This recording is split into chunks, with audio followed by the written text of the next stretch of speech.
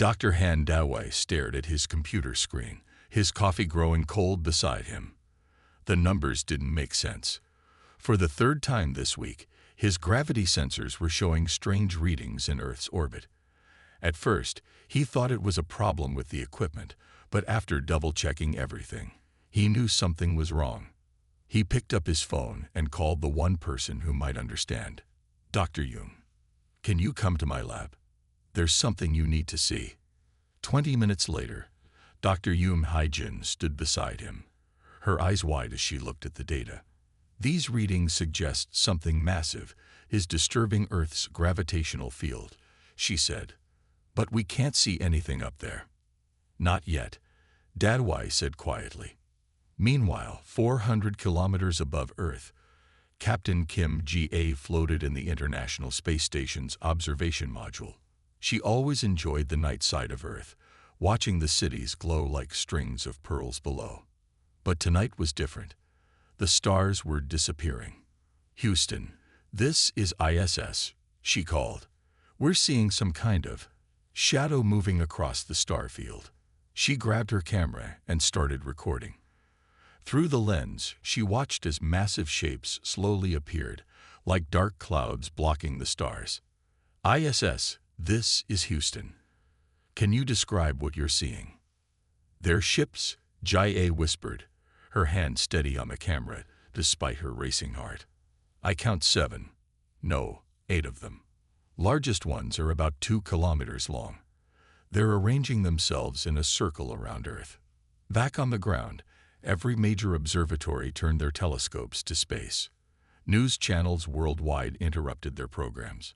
Social media exploded with grainy photos and videos of the ships, now visible even in daylight as dark shapes against the blue sky. Dr. Han Dawei's quiet laboratory became the center of attention when his gravity readings proved to be the first warning of the aliens' arrival. Military officials crowded his small office as he explained his findings. "Look at these patterns," he said, pointing to his screen. "Their ships are creating gravitational distortions unlike anything we've seen before. They seem to be using gravity itself as a form of propulsion." "Is it a weapon?" General Kang asked, his face stern. "I don't think so," Dawei answered. "It looks more like they're trying to adjust to our gravity, almost like they're struggling with it." Before anyone could ask more questions, every screen in the room flickered to life. The same message appeared worldwide, in every language. "People of Earth, we are the Nomad Fleet. Your world has been chosen for integration into our empire. Do not resist. We bring order to chaos, unity to division, and progress to stagnation. Your military forces cannot match our technology. Surrender now, and your transition will be peaceful." In the ISS, Captain Kim Ga watched as smaller ships emerged from the larger ones. They reminded her of wasps leaving their nest, their movements smooth and precise in the zero gravity of space. But then something strange happened. As the first ships entered Earth's atmosphere, their elegant movements became jerky and unstable. Several of them visibly struggled to maintain their flight paths. "Houston," she reported, "the alien ships seem to be having trouble with atmospheric entry. Their flight patterns are erratic, nothing like their movements up here." Dr. Han Dawei noticed it too. His gravity sensors were going crazy as the alien ships tried to compensate for Earth's gravitational pull. He watched their struggles with growing interest. "They're not used to this," he muttered, making quick notes. "They're not used to our gravity at all." Dr. Yoon looked over his shoulder at the readings. Could this be important? Dae-wee nodded slowly, a small smile forming on his face. "Very important. We just found their weakness. They may have better technology, but they're not built for our world." Above them, the alien ships continued their descent, fighting against a force that humans had lived with all their lives, a force that might just prove to be Earth's greatest defense. Commander Park Sun-ho stood before the mirror in his quarters aboard the Nomad Fleet's command ship. He looked human, just like his ancestors who had been taken from Earth centuries ago. But he had never felt the full weight of Earth's gravity. Now, as he prepared to lead the assessment team, He felt a strange mix of excitement and fear. "Commander," his second-in-command called through the ship's communication system. "The drop ships are ready." Sun Ho put on his gravity compensation suit, a piece of technology that the Nomad fleet had developed for high-gravity worlds. Without it, he wouldn't even be able to stand up on Earth. The suit hummed as it powered up, its systems designed to help him move in what his people considered crushing gravity. Down on Earth, Lee Min-soo watched the alien ships land in an open field outside Seoul. As a military trainer, she had been ordered to observe and report on their capabilities. She lay hidden in the tall grass, binoculars steady in her hands. The alien ships touched down with surprising clumsiness. Min-soo had expected grace from such advanced spacecraft, but they landed like drunk birds. Then the doors opened, and she saw them for the first time. The aliens wore sleek suits that glowed with blue lines of energy. They moved carefully, each step measured and slow. Min-soo noticed how they seemed to wobble slightly, like people walking on ice. Among them was a human-looking man, Commander Park Sun-ho, though Min-soo didn't know his name yet. "Base, are you seeing this?" she whispered into her radio. "They're struggling to walk." Over. At the Korean Space Research Institute, Dr. Han Da-wai and Dr. Yoon Hae-jin watched the live feed from Min-soo's hidden camera. They had set up a temporary command center to study the aliens' first moves. "Look at their suits," Da-wai said, pointing to the glowing lines. "They're not decorative. Those are gravity compensation systems." Hae-jin nodded. "Their muscles must be much weaker than ours. Generations in space and low-gravity worlds would do that." On the field, Commander Park Sun-ho tried to hide his discomfort. Even with the suit, Earth's gravity felt like a giant hand pressing down on him. He watched his alien teammates struggle even more. Their steps were shaky, and their movements were stiff. "Spread out and begin surface analysis," he ordered. "Remember your training for heavy worlds." The alien soldiers moved slowly across the field, taking readings with their advanced equipment. One of them stumbled and fell. Even with their powered suits, getting up took visible effort. Min-soo couldn't believe what she was seeing. These advanced aliens, with all their technology, could barely walk on Earth. She remembered her training sessions with new recruits, how they struggled with heavy packs and equipment. These aliens looked just as clumsy, if not worse. Back in their ship, Commander Park reviewed the initial data. The numbers were troubling. His team was using twice as much energy as expected just to move around. Their weapons, designed for precision in lower gravity, were hard to aim properly. Even their advanced combat suits couldn't fully compensate for the strain of Earth's gravity. "Command," he reported, "Earth presents unexpected challenges. The gravity here is affecting our equipment and personnel more than anticipated. We may need to revise our invasion strategy." Dr. Han Da-wai, listening through intercepted communications, smiled as he heard this. He turned to Dr. Yoon and the military officials in the room. "They're not invincible," he said. "Their weakness isn't just physical. It's affecting everything they try to do here. Their weapons, their movements, even their ability to fight effectively." General Kang, who had been quietly listening, stood up. "So we have an advantage they didn't expect. How do we use it?" "We let them come down." Min-soo's voice came through the radio. She was still watching the aliens struggle with basic movements. "The more of them that land, the more they'll have to fight against gravity. They're literally walking into our trap." The aliens, unaware of how much their difficulties had revealed, continued their clumsy assessment of Earth.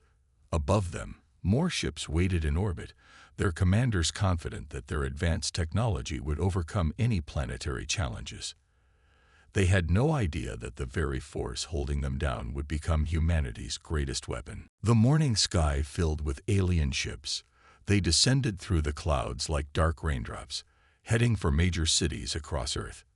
In Seoul, Lee Min-soo watched from the roof of the military training center as 3 massive ships approached the city. "All units, get ready," she said into her radio.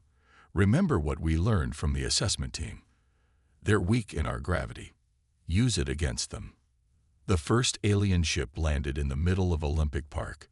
Its doors opened, and soldiers in glowing suits marched out. They tried to look strong, but Min-Su could see them struggling with each step.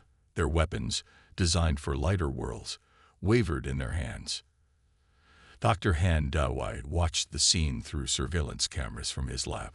Look at how they're placing their feet, he told Dr. Yum Hai-jin. They're using twice as much energy as a human just to walk. In a fight, they'll tire quickly. The aliens started moving through the city. They had expected to find scared humans hiding in buildings. Instead, they found empty streets. It was too quiet. Then the first attack came. Korean soldiers, who had trained for weeks based on Min-Su's observations, appeared from underground parking lots. They moved fast and stayed low, using the aliens' high center of gravity against them. One alien raised its weapon but fell backward from the recoil. Their guns were too powerful for Earth's gravity, making them hard to control. The alien soldiers started to panic. They weren't used to fighting enemies who could move so easily, who seemed to dance around them like they weren't affected by the crushing weight that made every alien movement slow and difficult. Min-Su led her team through the streets. Push them up the hills, she shouted. Make them climb. The aliens struggled on the sloping streets of Seoul. Their powered suits whined as they tried to compensate for the increased strain. Some of them fell, and getting up took precious time and energy. Commander Park Sun-ho watched the disaster unfold from his command ship. This is impossible, he muttered. They're just humans. Their technology is centuries behind ours. But technology didn't matter in this fight. The humans had something better, bodies and weapons designed for Earth's gravity. They didn't need powered suits to run, jump, or fight. This was their world, and they moved through it as naturally as breathing. In other cities around the world, the same scene played out. In San Francisco, aliens struggled on the steep hills. In New York, humans forced them to climb stairs in tall buildings, knowing their suits would drain power quickly. In Rio de Janeiro, they couldn't handle the uneven terrain of the faithless. Dr. Han Dawei's phone rang. It was General Kang. Your theory was right, the general said. Their suits are running out of power. They can't handle extended combat in our gravity. And their ships? Dawei asked. Stuck. They can hover in the air, but they're afraid to land. They've seen what happens to their ground forces. Min-Su's voice crackled over the radio. Sir, they're retreating in Seoul, but they're leaving their wounded behind. The suits must not have enough power to carry extra weight. Dr. Yum Hai-jin grabbed her medical kit. We need to help them, she said, and study them. Their biology could tell us more about their weaknesses. The first attack lasted less than 6 hours. The aliens retreated to their ships, leaving behind damaged equipment and wounded soldiers. Humans had won their first battle, not with superior weapons or tactics, but with the simple force of nature they'd lived with all their lives. In his ship, Commander Park Sun-ho prepared a report for the Nomad fleet. Earth's gravity makes conventional invasion impossible, he wrote. Humans have evolved to be stronger than we expected. Our technology cannot overcome millions of years of adaptation to this heavy world. On Earth, Min-Su walked through Olympic Park, looking at the abandoned alien equipment. She picked up one of their weapons, feeling its strange weight. They thought we were primitive because we don't have spaceships, she said to her team. But they forgot something important. Sometimes the strongest warriors are the ones shaped by the hardest conditions. Above them, the alien ships hung in the sky like dark clouds, their commanders trying to figure out how they had been defeated by simple gravity. Dr. Han Dawei and Dr. Yum Hai-jin stood in their makeshift laboratory, looking at the broken alien suit on their table. They had collected it after the first battle in Seoul. The suit's blue power lines were dark now, but its secrets were about to help Earth in a big way. Look at these muscle support systems, Hai-jin said, pointing to the thin wires running through the suit. They're like an external skeleton. The aliens need these just to stand up in our gravity. Dawi nodded, making notes on his tablet. 3 alien bodies lay in sealed containers nearby. They had died not from wounds, but from the strain of moving in Earth's gravity after their suits failed. Their bones are different from ours, Hai-Jin explained, looking at the X-rays on her screen. They're light and hollow, like bird bones, perfect for space travel and low gravity, but too weak for Earth. A young soldier brought them coffee and new data from other research teams around the world. Scientists everywhere were studying the aliens' remains and equipment. Each discovery made Earth's advantage clearer. Their hearts are small, Dadwai said, reading the new reports. They evolved in places where they didn't need strong hearts to pump blood against gravity. No wonder they get tired so quickly here. In the next room, military engineers were taking apart alien weapons. The guns were powerful, but designed for environments with less gravity. On Earth, their recoil was too strong, making them dangerous to use. Captain Kim Ga called from the space station. Her face appeared on the lab's main screen. "We have new information," she said. "We've been watching their ships. They never stay in Earth's gravity for more than 6 hours. They have to return to space to rest." Hai-Jin looked excited. "That matches our findings. Their muscles can't handle long periods in our gravity, even with the suits. They need time in zero gravity to recover." Daewai walked to a large map showing alien landing sites around the world. Red dots marked where their ships had touched down. "Notice something?" he asked. "They avoid mountains. The highest landing was only 300 meters above sea level." "Because higher means more effort against gravity," Hai-Jin said, understanding. "They're looking for the easiest places to fight." A loud alarm made them jump. One of the alien bodies was changing. Its skin, which had looked human-like, began to shift and reveal its true form.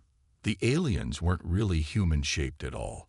They had just been wearing another kind of suit to look like humans. "Amazing," Hai-Jin whispered, taking pictures. "Their real bodies are even weaker than we thought. They're built for floating in space, not standing on planets."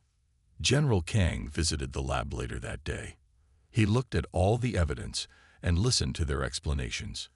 "So what you're saying," he said slowly, "is that Earth itself is our strongest weapon." "Exactly," Dawai answered. "Every minute they spend in our gravity weakens them. Their suits can't work forever. Their ships waste energy fighting Earth's pull. Even their weapons work against them here.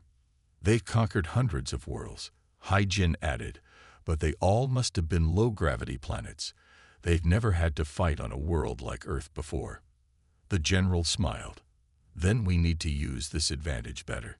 If gravity tires them out, we should force them to fight where gravity is strongest." "Underground," Dawai said, catching on to the idea.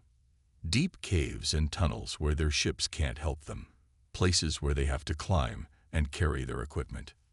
"And mountains," Hai-Jin added. "The higher we go, the harder they'll have to work against gravity. Their suits will run out of power faster." They spent the rest of the day making plans. Earth had seemed helpless against the aliens' advanced technology, but now they knew better. The very thing that had made humans strong, millions of years of evolution on a high-gravity world, was the aliens' greatest weakness.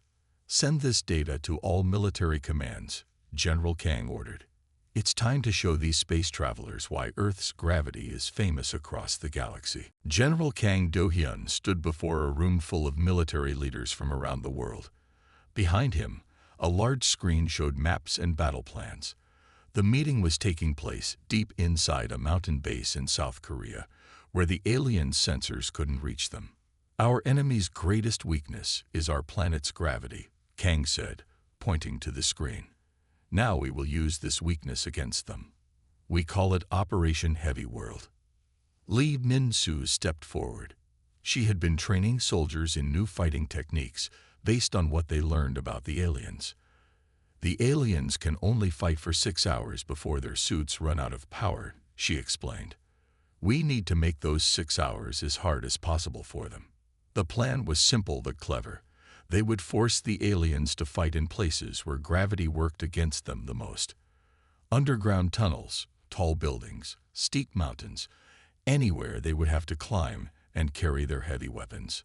"Look at this," Min Su said, showing a video of alien soldiers trying to climb stairs. Their suits use double power when climbing, 20 floors up, and their energy is almost gone. In the back of the room, Dr. Han Dawai and Dr. Yoon Haijin watched with pride. Their research had helped create this strategy. Now they had another idea to share. "We found a way to make their suits work even harder," Dawai said. He held up a small device. "This creates a field that tricks their gravity compensators.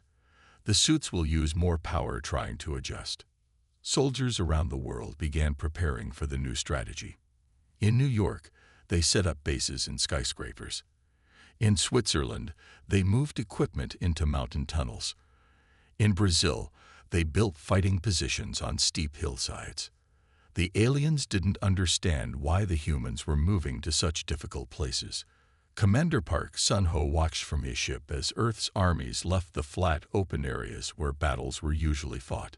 "They're hiding in the worst possible places," he told his leaders.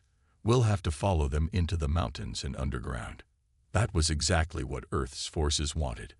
They knew something the aliens didn't. Every step in these places would drain the aliens' power and strength. Min Su trained soldiers in new fighting moves. "Don't shoot at them," she taught. "Make them run. Make them climb. Their suits will fail, and then they'll be helpless in our gravity." They also learned to use simple weapons, things that didn't need power to work. Crossbows, spring-powered traps, rolling rocks. Things that used Earth's gravity to hurt the enemy. Dr. Yoon tested her new medical equipment. "When their suits fail, they can't even breathe properly in our gravity," she explained. "Their hearts are too weak. They'll have to retreat or die."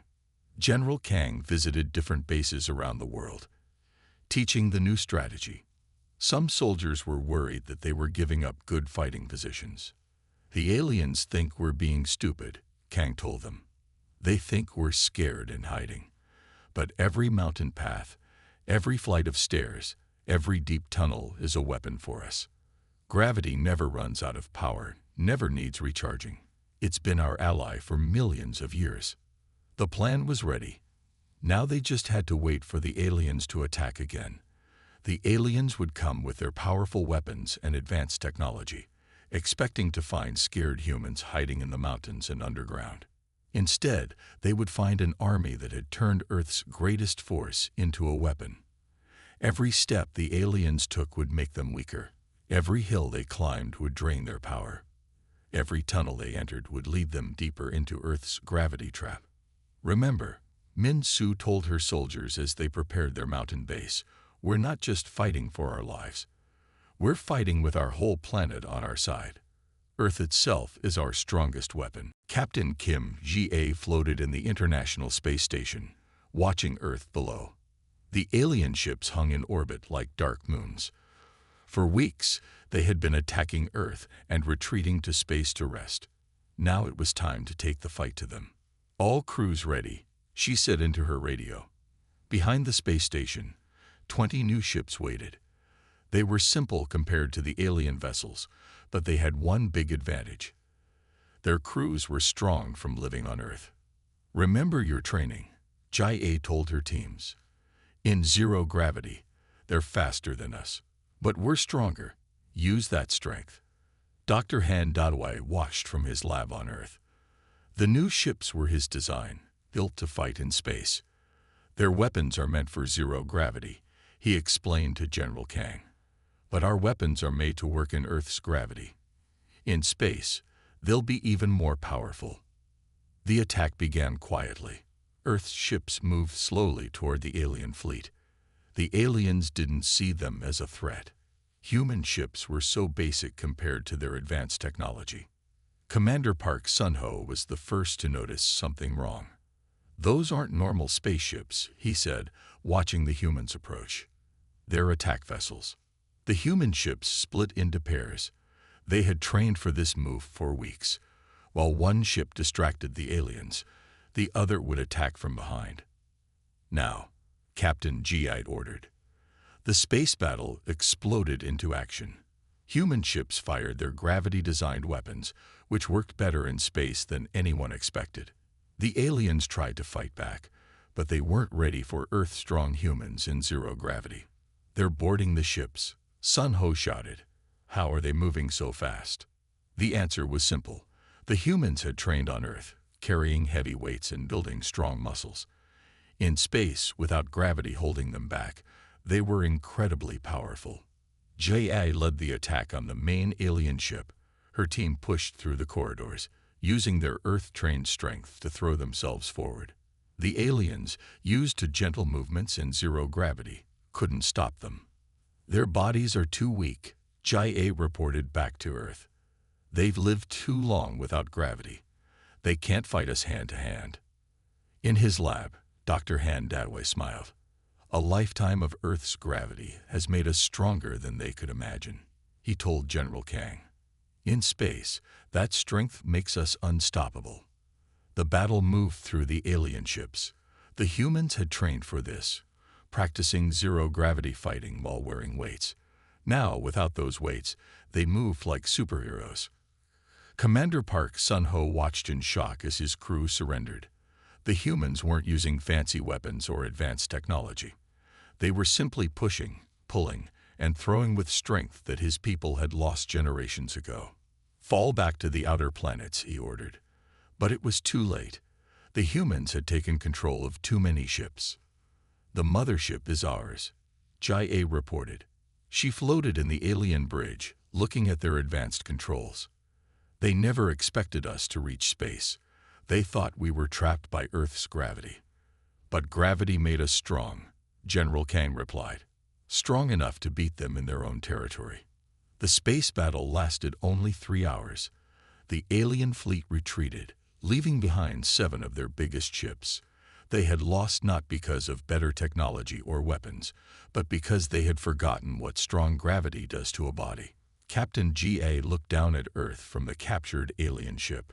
"They thought gravity was our weakness," she said to her crew. "They didn't understand that it was our strength all along." On Earth, celebrations began. Humans had won their first space battle. The aliens' greatest advantage, their skill in zero gravity, had become a weakness against warriors born and trained in Earth's powerful grip. Commander Choi Jin-woo moved silently through the dark tunnel. Above him, the weight of an entire mountain pressed down on the rock. For the aliens, this pressure was a nightmare. For his teams, it was perfect. "They're coming," a soldier whispered through the radio. 3 groups entering Tunnel D. Jin-woo smiled in the darkness. The aliens had no choice now. After losing their ships in space, they had to fight on the ground, and humans had prepared special places for them underground. "All teams ready," he said quietly. "Remember, don't fight them directly. Let gravity do the work." The aliens moved slowly through the tunnels, their suit lights glowing blue in the darkness. Every step was hard for them. They had to bend under low ceilings and climb over fallen rocks. Their powered suits whined with the effort. Lead Min-soo watched them through special cameras. She was in the control room with Dr. Han Dawai, directing the underground battle. "Look at their power readings," she said. "The suits are draining twice as fast down there." "It's not just the gravity," Dawai explained. "The weight of the mountain above them makes gravity stronger here. Plus, they have to lift their legs higher to walk over rough ground." The first trap was simple. Jin-woo's team rolled small rocks onto the path. The aliens had to either step over them or move them. Both actions drained their suit power faster. "They're getting tired," Jin-woo reported. His soldiers had built these tunnels for months, making them perfect gravity traps. Some paths led uphill. Others forced the aliens to crawl or climb. Every movement made them weaker. In another tunnel, the aliens found what looked like an easy path. But it was a trick.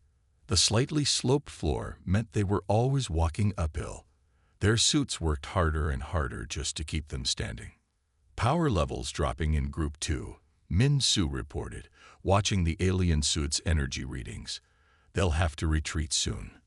But retreating was part of the trap too. The aliens had to go back up the same difficult paths they came down. Many of their suits ran out of power before they reached the surface. Dr. Yoon Haijin waited with medical teams near the tunnel exits. When their suits fail, she told her staff, they collapse immediately. Earth's gravity is too strong for their bodies. They need help right away. The aliens began to panic. Their weapons were too heavy to carry properly in the tunnels. Their sensors didn't work well underground, and everywhere they went, gravity pulled at them, making every movement a struggle.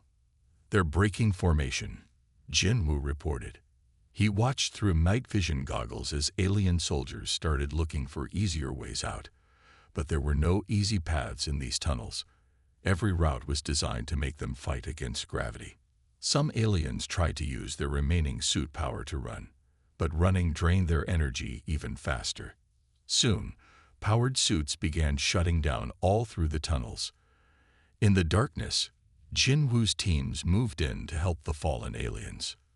This is the last battle, Min Su said, watching more alien groups retreat. They won't try to fight underground again. It's too dangerous for them. She was right. The aliens learned that day that Earth had two kinds of warriors, its people and its gravity. The underground tunnels had turned Earth's natural force into a weapon that no technology could beat. Commander Choi Jinwoo walked through the tunnels after the battle, helping collect alien equipment and rescue stranded soldiers. They thought going underground would protect them from our weapons, he said to his team. They didn't realize that down here, gravity itself would become our strongest weapon. Commander Park Sun-ho stood in General Kang's office, no longer wearing his powered suit. After 3 months of special treatments designed by Dr. Yoon Haijin, his body was slowly adjusting to Earth's gravity. He was the first of his people to walk on Earth without help in centuries. The Nomad fleet is leaving, he told the general. They've marked Earth as a heavy world. Too dangerous to invade. You've won. Dr. Han Dadwai sat nearby, studying data from the final battles. We didn't just win with weapons, he said. We won because we understood something they forgot. Living in a challenging environment makes you stronger. Outside the window, they could see workers taking apart alien ships that had been captured. Earth scientists were learning from the technology, but they weren't copying everything. Some things, like the gravity compensation suits, reminded them of what they might lose if they left Earth's gravity behind. Our ancestors, Park said quietly, they were taken from Earth long ago. Generation after generation, we lived in space and on low-gravity worlds. Our bodies changed. We became weaker. We thought technology could replace what we lost, but we were wrong. Lee Nin-soo entered the office with Captain Kim Ji-I, who had just returned from space. They had been teaching Earth's military how to use the captured alien ships without becoming dependent on gravity compensation. The aliens never attacked heavy gravity worlds before, Ji-A explained. They thought these planets were too primitive, too hard to live on. Now they know that gravity made us special. Dr. Yoon joined them, carrying new medical reports. Some of the younger aliens we captured are adapting to Earth's gravity, she said excitedly. Their bones are getting denser, their muscles stronger. They can change back if they try. Park looked at his hands. They were different now, stronger, with denser bones and tougher muscles. I want to stay, he said suddenly. Help me teach others what we learned. Earth shouldn't hide its strength. The galaxy needs to understand. General Kang nodded. Earth was already changing. The alien invasion had taught humans important lessons about their own strength. Now, as they looked to the stars, they wouldn't forget what made them special. We're building new ships, Dai said, but we're doing it differently. Our crews will exercise in full gravity. Our weapons will work in any environment. We'll keep our strength while we explore space. Min Su had started a new training program, teaching soldiers how to use their natural strength in both gravity and zero gravity. Earth's gravity turned us into natural warriors, she explained. We shouldn't give that up. News came from space. The Nomad fleet was spreading the word. Earth was no longer seen as a primitive heavy world. Now it was known as the home of gravity warriors, humans who had turned their planet's greatest challenge into their greatest strength. Other planets will want to talk to us now, Jai said. Not because we beat the Nomad fleet, but because we showed them a different kind of strength. Park stood at the window, watching Earth's first new spacecraft take off. It didn't try to fight gravity. It worked with it, just like the humans who built it. My ancestors forgot what Earth's gravity gave them, he said. I'm glad we remembered. The room fell quiet as they all watched the ship rise. It carried a message to the stars. Earth was ready to join the galaxy, but it would do so on its own terms. Its people would keep the strength that gravity had given them, the power that had turned them into the warriors of the heavy world. We didn't just save Earth, General Kang said finally. We showed the galaxy a truth they had forgotten. Sometimes the hardest places create the strongest people.